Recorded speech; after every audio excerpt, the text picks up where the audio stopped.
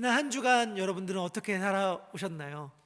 어떻게 여러분들의 집을 짓고 계셨습니까? 불안과 두려움과 염려를 힘과 재료로 삼아서 집을 지으셨나요? 아니면 하나님의 약속으로 집을 지으셨나요? 여기서 그 얘기 아무도 모르시는 분들 없을 거예요. 저희 아들, 첫째 들이도 알고 있는 이야기인데, 그게 뭐냐면 아기 돼지 삼형제. 각자 엄마에게서 독립해서 자기의 집을 지었던 아기 돼지 삼형제 이야기 다 알고 계시죠? 첫째는 집으로 지었고, 둘째는 나무로, 셋째는 돌로 지었습니다. 그들의 삶이 어떻게 펼쳐질지는 혹시 이 이야기를 모르시는 분들이 있을까 봐 제가 스포하진 않겠습니다. 하지만 제가 여러분들에게 말씀하고 싶은 건 뭐냐면, 가장 안전한 집을 짓는 것은 하나님의 약속으로 지은 집이에요. 우리들의 현실이 아무리 불안해 보인다 하더라도, 우리들의 현실이 아무리 우리를 압박하는 것처럼 느껴진다 하더라도, 우리가 하나님의 약속만 신실하게 붙잡고 있다면, 그리고 그 약속을 우리의 집으로 삼을 수 있다면, 그것이 가장 안전한 집인 줄 믿습니다. 그러면 오늘은 에녹이라는 사람을 통해서 다시금 믿음이란 측면에 대해 살펴보려고 합니다.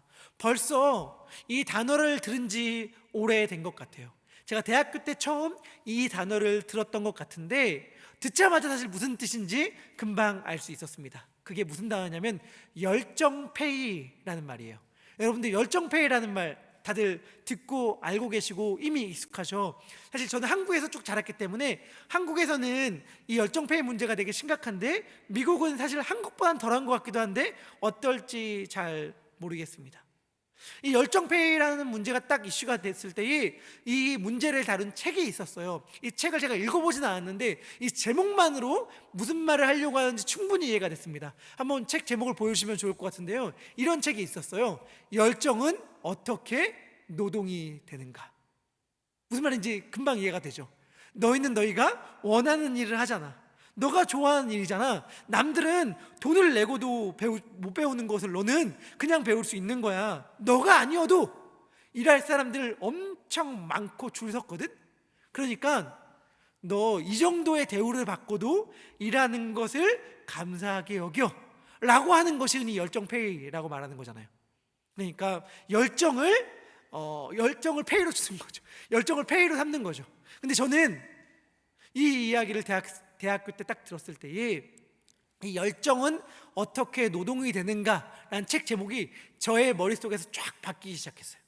저의 머릿속에서 어떻게 바뀌었냐면 이렇게 바뀌었어요. 어떻게 바뀌었는가? 믿음은 어떻게 노동이 되는가?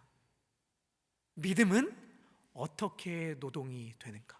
목사로서, 저는 목사잖아요. 목사로서 제가 지금 하려는 이야기가 굉장히 불리한 이야기입니다.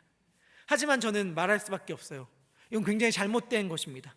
노동이 믿음이 되는 구조 말이죠. 이건 일종의 가스라이팅이라고 할 수 있을 것입니다. 제가 여기서 분명하게 선언하건대, 사랑하는 예삼의 청년분들, 확실하게 마음에 새겼으면 좋겠어요. 여러분, 믿음은 노동이 되어서는 안 됩니다. 믿음은 노동이 되어서는 안 돼요. 너 예수님 믿으면 봉사해야지. 예수님 믿으면 이렇게 섬겨야지. 예수님께 미안하지도 않아? 구원을 어떻게 그냥 날로 거저 먹으려고 그래? 라고 말하는 1차원적인 협박이 아니라 하더라도, 우리는 굉장히 다양한 방식으로 믿음을 이용해서 노동력을 끌어내는 것을 수도 없이 교회에서 경험해왔고 경험하죠. 저도 마찬가지의 입장을 취할 때가 있지 않겠어요? 엘세 때 특송으로 새벽에 나와주세요, 오이코스 예배 때 특송으로 새벽에 나와주세요 라는 이야기를 여러분들이 들었을 때에, 만약에 마음 한켠에 묘한 불편함이 든다면 그 이유 중 하나가 신앙을 통한 이러한 어떤 가스라이팅, 아니면 신앙을 노동력으로 삼는 것, 신앙을 통해서 심리적으로 독재하려고 하는 것에 대한 거부감이 들기 때문일 거예요. 아주 솔직하게 이야기하는 것입니다. 하지만 이런 현상은 기독교 교회에만 있는 것은 아니고 모든 종교에 보편적으로 보이는 현상이며, 동시에 이러한 특성이 굉장히 강한 집단이 있는데, 그게 어디냐면 이단 집단이죠. 이단들은 사실은 완전히 그 교주 혹은 교리에 사로잡혀서 자신의 젊음, 돈, 시간, 모든 걸 다 갖다 바치곤 하잖아요. 그런데 저는 사실은 이런 이야기를 적지 않게 들었거든요. 여러분들 가운데도 분명히 들으신 분들이 있을 것 같은데, 그렇게 막 열심을 내어 땀 흘려 섬기는 이단들을 보면서 이렇게 얘기하는 거죠. 그들의 믿는 거는 배우면 안 되지만 그들의 열심은 본받아야 돼.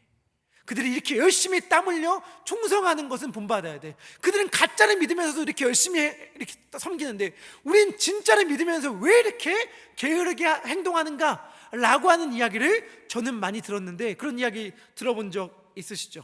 하지만 저는 거기에 1도 동의하지 않습니다. 저는 거기에 전혀 동의하지 않아요. 저는 이렇게 말합니다.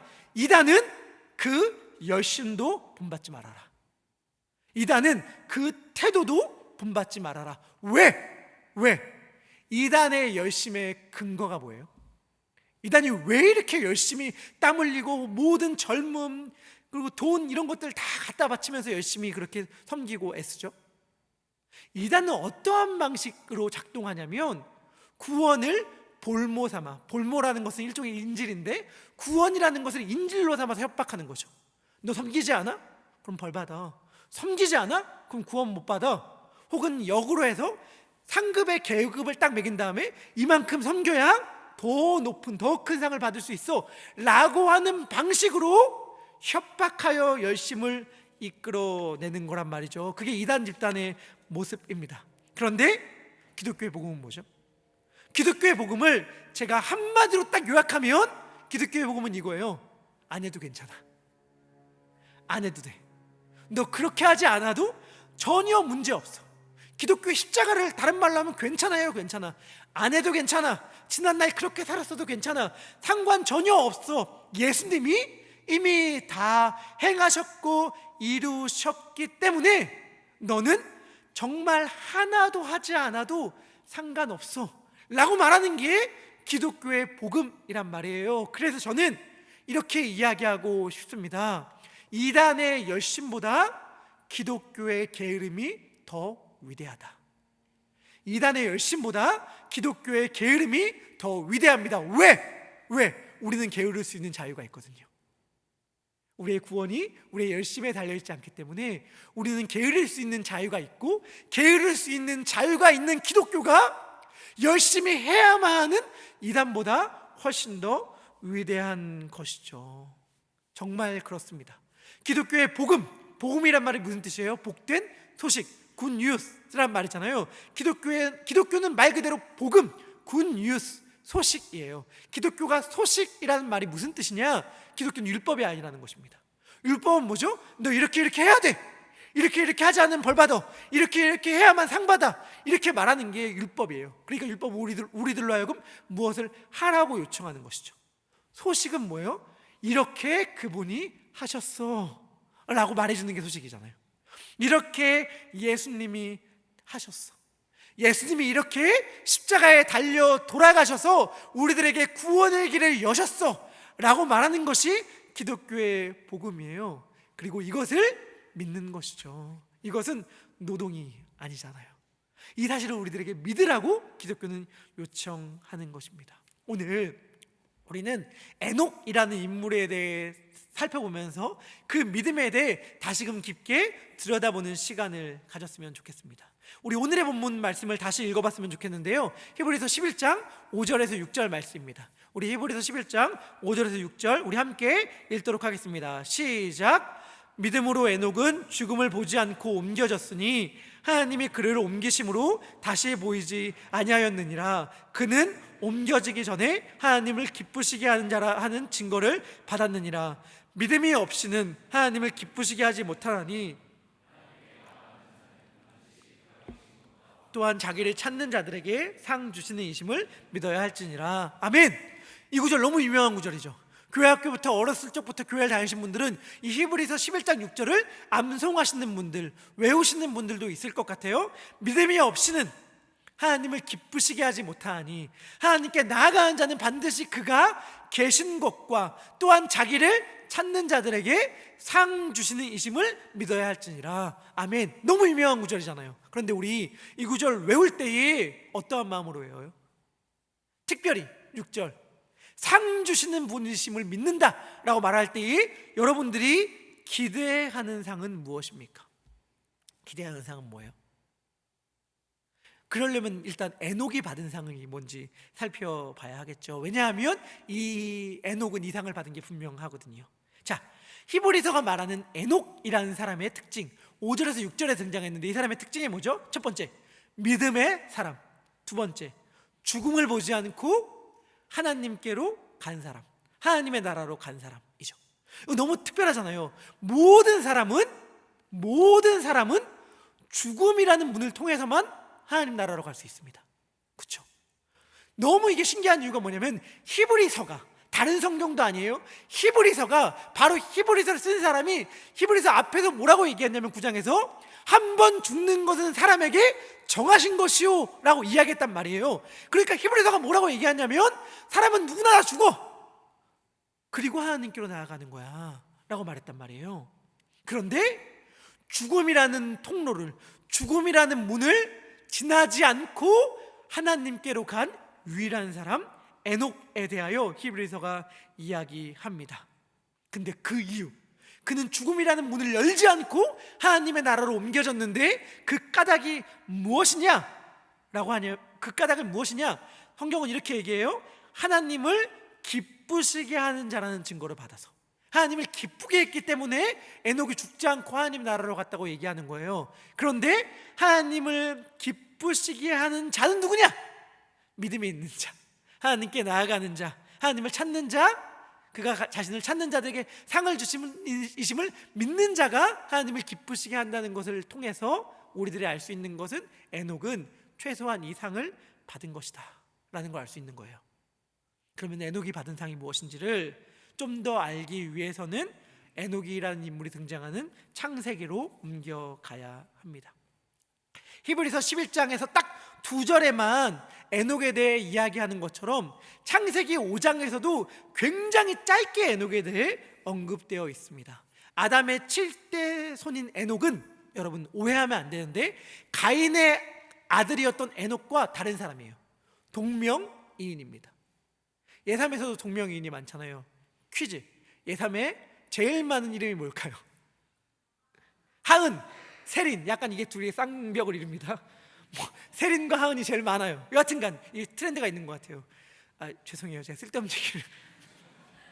근데 에녹이란 인물이 가인의 아들의 이름도 에녹이었고, 아담의 7대 손의 이름도 에녹이었어요. 똑같은 이름인데 다른 사람이에요. 헷갈리면 안 돼요. 여러분들이 가끔씩 우리 그런 얘기 하잖아요.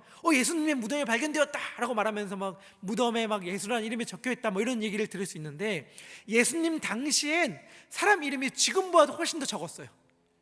그러니까 너무 동명이인이 많아. 동명이인이 많으니까 했던 특징이 뭐예요? 성경에서 누군가를 언급할 때 그의 아버지를 언급하거나 그가 살던 지역을 언급하는 거예요. 가룟 사람 유다, 나사렛 사람 예수, 이런 식으로. 그런데 신약도 그럴진데 구약은 말도 안 되게 신약보다도 훨씬 더 이름의 개수가 적습니다. 그렇기 때문에 똑같은 이름이 굉장히 많다는 사실을 우리 성경을 읽을 때 참고적으로 알면 좋을 것 같습니다. 여하튼간 가인의 아들과는 다른 이 에녹이 등장하는데, 그 에녹이 등장하는 장면이 21절과 24절입니다. 먼저 21절은 이렇게 얘기합니다. 뭐라고 얘기하냐면 에녹은 65세에 무두셀라를 낳았고, 성경에서 가장 오래 산 인물인 무두셀라의 아빠가 에녹인데, 역설적으로 에녹은 그 시대에 가장 짧게 산 사람이었습니다. 22절, 에녹은 무두셀라를 낳은 후 300년을 하나님과 동행하면서 계속해서 자녀를 낳았대요. 그리고 23절, 그는 365세, 딱 1년의 날수와 똑같은 년을 해로 그 삶을 산 다음에 24절, 우리 24절은 같이 읽도록 하겠습니다. 시작. 세상에 있지 아니하더라. 아멘. 이게 다예요. 이게 에녹에 대한 기록이 다입니다. 물론 다른 유대 문헌이나 성경의 신약의 유다서에 에녹이 잠깐 언급되긴 하지만 창세기에 나온 에녹은 이게 기록이 다입니다. 하지만 이 짧은 기록을 통해서 우리가 성경이 무엇을 이야기하려고 하는지를 분명히 알 수 있다고 생각합니다. 지난주에 우리 누구 살펴봤나요? 가인 살펴봤죠. 가인. 그리고 가인의 가문에 대해 살펴봤죠. 가인과 가인의 집안이 했던 일이 뭐예요? 도시를 건설했어요. 성을 건축했단 말이에요. 그리고 그의 후손, 똑같은 7대 손이었던 라멕은 아내를 둘 맞이했습니다. 아내를 둘 맞이했다는 것, 여러분들 오해하면 안 돼요. 인기가 많았다, 여자들의 인기 많았다, 이런 얘기 아니에요. 이때까지 누군가는 한 명만 아내를 둘 수 있었는데 아내를 2명 낳았다는 건 뭐예요? 벌써부터 그때부터 힘의 차이가 생기기 시작했다. 권력의 차이가 생기기 시작했다. 사람들마다 계급이 나누기 시작했다라는 것을 의미하는 것입니다. 사람들이 더 많은 것을 가지려고 하고 더 많은 것을 누리려고 하자 그로 인한 차이가 생기기 시작했어요. 그들의 후손들은 찬란한 문명들을 창시하고 만들기 시작했지만 그 힘으로 자신을 더 지키려고 노력했던 자들이죠. 가인의 가문의 특징, 힘을 가진 자들이었다. 더 누리는 자들이었다. 도시를 만들었던 자들이었다. 문명을 창시했던 자들이었다. 이게 가인의 가문이 했던 일입니다. 그러나 가인의 동생이었던 아벨, 그리고 셋, 에노스로 쭉 이어지는 계보는 무슨 일을 했다고 나오는가? 우리 다 알고 계시죠? 그들이 했던 일들은 성경에 기록되기를 누구를 낳고 살았고 죽었다, 이게 끝입니다. 자녀를 낳고 살았다가 죽었다 라는 기록만 그 하나님의 백성의 족보에서는 쭉 이어지고 있어요. 유일하게 거기서 예외되는 독특한 기록이 에녹인데, 에녹도 특별한 일들, 업적을 나눈 것은 기록되어 있지 않아요. 그 역시 살다가 떠났다, 이게 아이 낳고 자녀들 낳고 떠났다, 이게 다입니다. 아까 에녹에 대한 기록을 읽을 때에 하나님이 그를 데려가심으로 세상에 있지 아니하였다, 이렇게 창세기가 되어 있거든요. 그러니까 하나님이 그를 데려가심으로 그가 세상에 있지 않았다, 이런 구절을 어떻게 성경학자들은 해석하기도 하냐면 이렇게 해석하기도 해요. 그의 죽음을 완곡하게 돌려서 언급한 것이다 로 해석하기도 합니다. 에녹이 몇 살을 살았어요? 365살 365살을 살았어요. 우리들에게 되게 신화 속 이야기처럼 들려지지만 성경의 세계관을 그대로 받아들인다면 365살은 단명입니다. 그들의 세계관에서는 급사예요. 갑작스럽게 너무 젊은 날 죽게 된 것이죠. 그러니까 그 당시에 살았던 사람들에게는 약간 충격일 수 있죠. 왜 이렇게 빨리 죽었어? 왜 이렇게 젊은 날 죽은 거야? 혹시 하나님께 벌 받았나? 하나님께 저주를 받았나? 죄 지은 게 있나? 라고 사람들이 오해할 수도 있는데 그게 아니야. 그는 죄 지어서 그런 게 아니라 하나님 앞에 신실하게 살았기 때문에 하나님이 그를 데려가신 거야 라고 그를 변호해주고 그의 가족들을 위로해주기 위해 성경전자가 이렇게 기록했다라고 보기도 합니다. 하지만 저는 당연히 이 기록을 그렇게 해석하지 않죠. 이 기록을 그렇게 해석하지 않아요. 왜냐?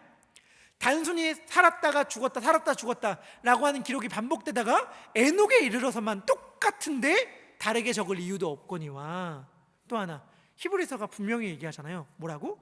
죽음을 보지 않고 옮겼다 라고 기록하기 때문에 저는 에녹은 죽음을 보지 않고 죽음이라는 문을 열지 않고 하나님의 나라로 갔다고 봅니다. 그게 맞을 거예요. 그런데 우리가 진짜 진지하게 생각해야 될 점은 여기에 있습니다. 그게 뭐가 중요하죠? 그게 뭐가 중요해요, 여러분? 진짜 한번 생각해 보세요. 여러분, 우리가 하나님의 말씀을 진짜 믿는다면, 하나님의 말씀을 진짜 믿는다면, 죽은 다음에 천국과 지옥이 있다는 걸 진짜 믿는다면, 그리고 하나님의 백성들, 예수 그리스도를 믿는 하나님의 자녀들은 죽은 다음에 천국에 간다는 걸 진짜로 믿는다면 이 말이 무슨 의미가 있어요? 내가 에녹이야. 내가 에녹이에요. 에녹인데 내가 죽지 않고 하늘나라 천국에 가나, 죽고 천국에 가나, 뭐가 다르죠? 죽음이라는 문을 열고 천국에 가나, 죽지 않고 천국에 가나, 에녹의 입장에서는 뭐가 달라요? 사실 우리가 단순히 죽지 않고 천국 갔대 라고 해서 안 죽었다는 거에 이렇게 육신적인 죽음을 맞이하지 않았다는 거에만 관심을 기울인다면 사실 이 문장은 그렇게 큰 의미가 없을지 모르겠습니다. 왜? 죽고 안 죽고가 차이가 없기 때문이죠. 저는 하나님께서 에녹을 죽음이라는 문을 거치지 않고 하나님의 품으로 인도하셨다는 것에 대해서는 다른 의미가 있다고 생각합니다. 아담은 인류 전체의 조상인 동시에 인류 전체를 상징하죠. 아담이라는 이름의 뜻 자체가 인간, 사람이라는 뜻이 있거든요. 이 아담, 첫사람이 인간 전체인데 인간 전체가 하나님께서 먹지 말라고 한 나무의 열매를 따 먹음으로 벌을 받았죠. 무슨 벌을 받았는가? 그게 창세기 3장 19절에 나옵니다. 창세기 3장 19절의 말씀 우리 같이 읽도록 하겠습니다. 시작.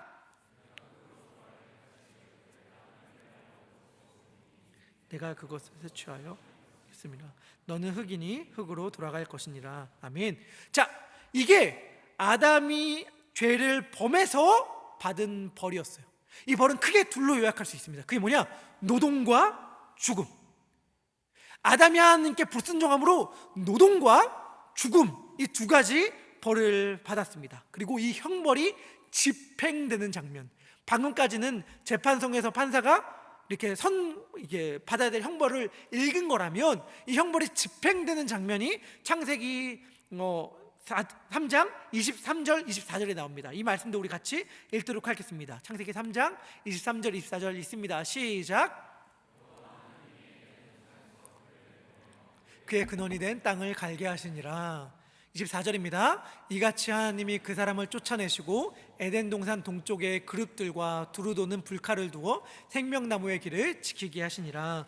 아멘. 그룹은 천사들을 이야기하죠. 그러니까 하나님이 그를 에덴 동산에서 내쫓은 다음에 생명나무의 길이 나 있는 동쪽 길을 천사들과 두루 돌아가는 불칼, 화영검으로 지키셨다. 왜? 범죄한 인간들이 생명나무의 열매를 먹고 영생하는 것을 막기 위하여 하나님이 그렇게 행하셨다라고 성경은 기록합니다. 자, 요약해 볼게요. 인간은 죄를 저질러서 에덴에서 내쫓겼고 생명나무의 길은 막혔습니다. 그 후에 인류의 삶은 지금까지 어떻게 흘러오는가? 끊임없이 살아가기 위해 땀을 흘려야 하나 결국엔 죽고 마는 인생으로 흘러가요. 그게 우리 인간의 삶이에요. 어떻게? 살기 위해 열심히 일하지만 결국엔 죽을 수밖에 없는 운명. 이게 에덴에서 내쫓긴 인간의 운명입니다. 하지만 인간은 자신의 이 형벌을 자신의 힘으로 벗어나기 위해 끊임없이 애써왔고 지금도 애쓰고 있죠. 그것을 상징하는 인물이 가인입니다. 가인을 보세요. 창세기 4장 16절인데요. 창세기 4장 16절에 뭐라고 이야기합니까? 같이 읽겠습니다. 시작. 거주하더니. 아멘. 가인이 여호와 앞을 떠나서 어디에 거주했대요? 노땅에. 노땅이 어디 있었어요? 에덴의 동쪽 땅에 있었어요. 왜 가인이 에덴의 동쪽에 있는 노땅에 거주했을까요? 그것은 생명나무의 길이 그쪽으로 나 있었기 때문이에요. 가인은 기회만 되면 생명나무의 길을 지나서 생명나무를 먹으려고 했던 것이죠. 범죄한 인간은 선악을 알게 한 나무의 열매를 먹으므로 하나님과 상관없이 옳고 그름, 선과 악을 스스로 판단하려는 존재가 되려 했습니다. 하나님, 저에게 더 이상 간섭하지 마십시오. 저에게 더 이상 이야기하지 마십시오. 제 앞가림은 이제 제가 하겠습니다. 하나님과 상관없이 옳고 그름을 내가 판단하겠습니다 라고 했던 것이 선악을 알게 한 나무의 열매를 먹는 행동이었잖아요. 생명나무의 열매를 먹은 건 뭐예요? 하나님, 이제 인간은 하나님 자리에 오르려고 하는 것이죠. 인간의 힘으로 영생을 얻으려고 하고 신이 되려고 했던 것이고, 이것이 가인부터 지금까지 인간의 역사 아닙니까? 가인은 성을 쌓고 문명을 개발하고 힘을 키우는 방식으로 신의 자리에 오르려고 하죠.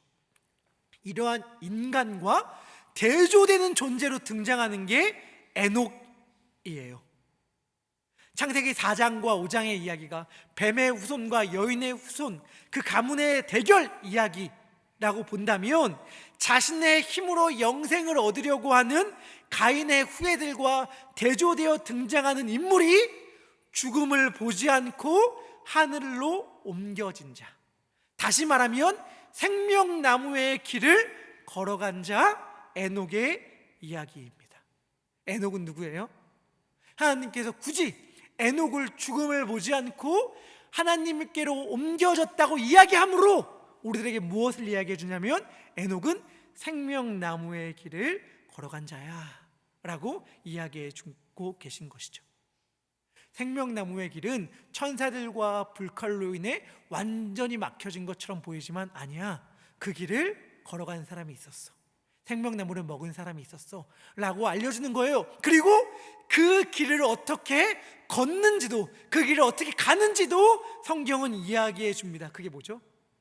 하나님과 동행하는 것, 하나님과 함께 걷는 것, 더 많은 것을 누리려고 하고 더 찬란한 문명을 만드는 것이 아니라 하나님과 발맞춰 걸어가는 것이 생명나무의 길이라고 하는 것을 에녹은 보여주는 거예요. 믿음이란 뭔가, 제가 너무 큰 깨달음을 얻었기 때문에 정말 많이 얘기했어서 이미 예삼 강단에서도 많이 얘기한 것 같지만, 그래도 저는 이 비유보다 더 좋은 비유를 아직까지는 못 찾아서 다시 한번 이야기한다면, 저는 믿음이란 쇼핑카트를 끌고 아내들을 따라가는 것이다, 이렇게 말하는 걸 좋아합니다. 쇼핑카트를 끌고 제가 아내들을 따라갑니다. 이게 그때 제가 속에 여러 가지 생각이 들 수 있어요. 첫 번째, 질문하는 거죠. 어디가? 어디가? 두 번째, 내가 왜 아내 뒤를 따라가야 돼? 난 내 길을 가리라. 첫 번째, 두 번째 다 그 순간부터 저에게 평화는 없습니다. 제가 아내에게 어디가? 라고 물었을 때에 아내가 친절하게 답변을 해준다고 하더라도 제게 평화는 없어요. 왜? 근데 왜 일로 가? 근데 왜 여기서 멈춰? 이런 식의 질문들을 제 안에서 끊임없이 올라오기 때문이죠. 또 하나, 이제는 내 마음대로 가리라 하는 순간 거기서도 평화는 없습니다. 왜? 아내가 저를 따라올 일은 없기 때문에. 결국에는 우리가 하나 함께가 되고 평화가 오는 길은 제가 그냥 아무 말 없이, 아무 생각 없이 아내를 신뢰함으로 그들을 따라가는 것이죠. 그러면 알게 돼요. 뭘 알게 돼요? 아, 아내는 다 생각이 있었구나 라고 하는 것을 잠잠히 고요히 아내들을 묵묵히 따라갈 때에만 걸어갈 수 있는 것인데, 깨닫게 되는 것인데, 저는 믿음이 정말 딱 이런 것 같아요. 하나님의 뒤를 고요히 따라가는 것, 하나님께서 가라고 하는 그 길을 그냥 신뢰하고 고요히 따라가는 것, 그게 평화고 생명이구나 라고 하는 것을 성경에서 들려줍니다. 예수님은 대제사장의 기도라고 말하는 요한복음 17장에서 이렇게 말씀하시거든요. 요한복음 17장에 정말 긴 예수님의 기도가 등장하는데 17장 3절에서 예수님은 이렇게 기도하십니다. 우리 함께 읽도록 하겠습니다. 요한복음 17장 3절의 말씀인데요, 예수님이 기도 가운데에 하신 고백입니다. 자막이 준비가 안 됐으면 제가 읽어볼 테니까 잘 따라와 주시면 감사하겠습니다. 예수님이 이렇게 기도하십니다. 영생은 곧 유일하신 참 하나님과 그가 보내신 자 예수 그리스도를 아는 것이니이다. 아멘. 영생, 영원히 사는 것. 생명나무의 열매를 먹으면 영원히 살잖아요. 근데 그 영생이 뭐냐? 유일하신 참 하나님과 그가 보내신 자 예수 그리스도를 아는 것. 여기서 안다는 말, 히브리어로는 기노스코가 그리스어인데, 이 그리스어는 히브리어 야다의 번역어잖아요. 우리 다 많이 들었던, 진짜 많이 들었던 성경말 아닙니까? 경험적으로 함께 걸음으로 알아가는 것, 매일 함께 살아감으로 알아가는 것, 그게 영생이에요. 그게 생명나무의 길이고 믿음의 길이고 에녹이 걸었던 길입니다. 생명나무의 길은 인간이 받았던 형벌인 노동과 죽음의 역전이에요. 에덴 동산에서 내쫓김이 노동과 죽음이었다면, 생명나무의 길은 에덴의 회복이며 동시에 쉼과 생명이죠. 믿음의 길은, 여러분 잘 들어야 되는데, 믿음의 길은 쉼과 생명입니다. 노동이 아니에요. 노동이 아니에요. 믿음은 쉼과 생명입니다. 여러분, 예수님이 뭐라고 말씀하셨어요? 마태복음 11장 28절부터 30절, 너무 유명한 말씀. 뭐라고 말씀하셨죠? 수고하고 무거운 짐진 자들아, 다 내게로 오라. 뭐라고? 내가 너희를 쉬게 하리라. 쉬게 하리라. 나는 마음이 온유하고 검소하니 나의 멍에를 메고 내게 배우라. 그리하면 너희 마음이 쉼을 얻으리니 이는 내 멍에는 쉽고 내 짐은 가벼움이니라 하시니라. 아멘. 여러분, 절대 잊으면 안 되는 사실이 뭐냐면 예수님은 우리를 쉬게 하시기 위해 부르시는 거예요. 우리들에게 무거운 짐을 맡기기 위해서, 우리들을 고생시키게 하기 위해서, 너희들 이렇게 섬겨! 라고 말하기 위해 우리를 부르시는 게 아니라요, 우리를 쉬게 하기 위해 부르는 거예요. 여러분, 교회로 나와라!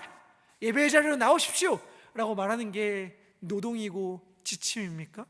그럴 수 없어요. 왜? 예수님께서 우리들에게 나오라고 하신 이유는 내게로 와서 좀 쉬어, 내게로 와서 조금 이제 평안을 누려 라고 말씀하시기 위해 부르는 거거든요. 그런데 우리는 어깨에 짐들을 잔뜩 짊어진 채 이렇게 항변해요. 아니, 안 그래도 바빠 죽겠는데, 안 그래도 힘들어 죽겠는데, 안 그래도 내가 지쳐 죽겠는데 왜 교회까지 나오라고 말합니까? 라고 말하는데 예수님은 우리를 쉬게 하시기 위해 부르는 것이라니까요. 하나님에 대하여 시편 68편 19절은 이렇게 이야기합니다. 우리 같이 읽도록 하겠습니다. 시작.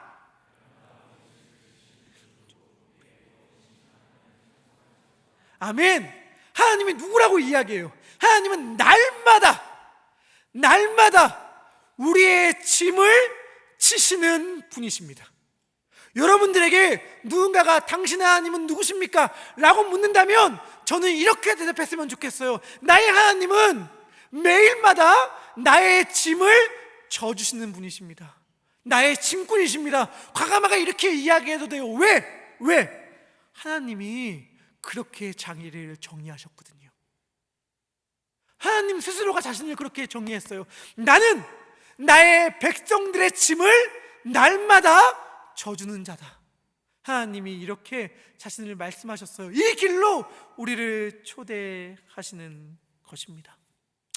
말씀을 마무리합니다. 제가 기독교는 율법이 아니라 소식이라고 말씀드렸죠. 우리가 무엇을 해야 하는지가 아니라 그분이 무엇을 하셨는지를 말하는 게 기독교라고 말이죠. 저희 예전에 예삼에서도 오셔서 이렇게 말씀을 전했던 고정민 장로님, 복음의 전함 대표 고정민 장로님께서 예삼 청년들도 이걸 참여했으면 좋겠습니다 라고 말한 게 있었어요. 그게 뭐냐면 복음 광고제라는 것입니다. 복음 광고제. 여기에 셀목자들에게 공지가 됐으니까 혹시 관심 있으신 분들은 셀목자들을 통해서 좀 알아봤으면 좋겠는데요. 근데 그 복음 광고제가 요청하는 질문은 이거예요. 복음을 안 믿는 사람들에게도, 비기독교인들에게도 잘 전달할 수 있는 굉장히 간략한 하나의 이미지, 문구, 영상들을 만드는 게 그 광고제 과제였거든요. 저도 생각해봤어요. 기독교 복음으로 한마디로 요약한다면, 특별히 안 믿는 사람들에게 기독교 복음을 한마디로 요약한다면 뭐라고 말할 수 있을까? 기독교 십자가, 기독교 복음의 핵심은 십자가인데 십자가를 한마디로 말한다면 뭐라고 말할 수 있을까? 누군가에게 저에게 십자가가 뭐예요? 라고 묻는다면 저는 이렇게 답할 것입니다. 십자가는 괜찮아 라고 말하는 예수님의 음성입니다. 십자가는 우리들에게 괜찮다라고 말해주는 거예요. 괜찮아. 안 해도 돼, 괜찮아. 부족해도 돼, 괜찮아. 지난날 너가 어떻게 살아왔든 전혀 상관없어, 괜찮아. 예수님의 십자가 위에서 십자가에 매달린 강도에게 하시는 말씀이 그거 아니에요? 괜찮다. 네가 지난날 어떻게 살았는지 조금도 상관없어. 왜? 내가 지금 십자가에 매달려 있으니까. 내가 너를 위해 모든 걸 다 이루셨으니 괜찮다 라고 말하는 것이 기독교의 십자가고, 거기 한 발 나아가 예수님은 우리들에게 이렇게 말씀하시는 거예요. 나는 네가 이걸 믿었으면 좋겠어. 나는 네가 이걸 믿고 자유했으면 좋겠어. 나는 네가 이걸 믿고 나와 함께 걸어갔으면 좋겠어. 수고하고 무거운 짐진 자들아, 다 내게로 오라. 내가 너희를 쉬게 하리라. 예수님은 우리들에게 말씀하여 주시는 거예요. 나를 믿고 내게로 나와왔으면 좋겠어. 그러면 너의 영혼이, 너의 삶이 진정한 쉼과 안식을 얻게 될 거야. 쉼은 아무것도 안 하는 게 아니에요. 쉼은 피곤한데 오늘 주일 예배 빠지고 쉴란다 라고 말하는 게 쉼이 아니에요. 쉼은 아침에 너무 피곤한데 그냥 큐티 안 하고 그냥 좀 더 잘래 라고 말하는 게 쉼이 아니에요. 쉼은 예수님과의 동행이 쉼입니다. 여러분, 질문합니다. 기독교의 십자가가 여러분들에게 짐입니까? 짐입니까? 쉬고 싶어하고 무거운 짐에 억눌린 여러분들에게 기독교의 십자가가, 예수의 복음이 짐입니까?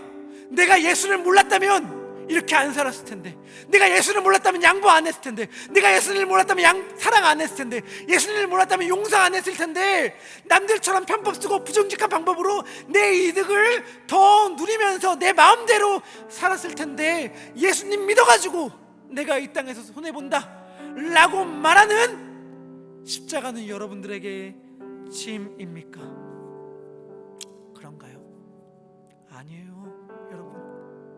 기독교의 십자가는 짐이 아닙니다.